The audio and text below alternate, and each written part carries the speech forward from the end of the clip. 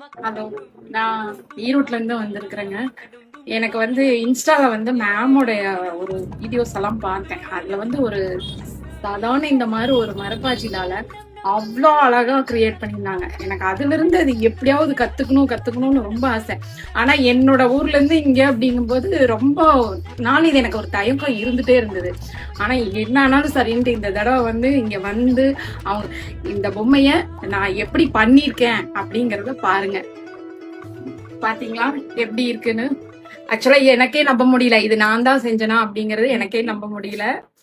அப்புறம் இன்னொரு விஷயம் மேம், அந்த பொறுமையா சொல்லி கொடுக்குறாங்கல்லங்க, அதனால எனக்கு இன்னொரு நாள் எக்ஸ்டெண்ட் பண்ணி நீங்க இருந்து அதெல்லாம் கத்துட்டு போங்கன்னாங்க. அப்ப நான் என்ன நினைச்சேன், எப்படி நான் கத்துக்கிறது அப்படின்னு நினைக்கும் போது அவங்க தனிப்பட்ட முறையில ஒரு அக்கறை எடுத்து நம்ம லேடிஸ் வெளியிருந்து வர்றோம்லங்க, அவங்களுக்காகவே அவங்களுக்கு ரொம்ப க்ளோஸ் ஆன அவங்க ஒரு சிலருக்கெல்லாம் சொல்லி நம்மளுக்கு தங்குறதுக்கு ரொம்ப சேஃப்டியான இடமெல்லாம் அவங்க ஏற்பாடு பண்ணி தர்றாங்க.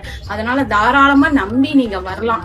அதை நல்லா கான்பிடென்ட்டா சொல்றேன். அதனால லேடிஸ்க்கு ஒரு சிலருக்கு அந்த தயக்கம் இருக்கும், நம்ம போய் எங்க தங்குறது என்ன பண்றதுன்னு. அந்த பயமே இல்லாம நீங்க மேம் தேடி தாராளமா வரலாம்.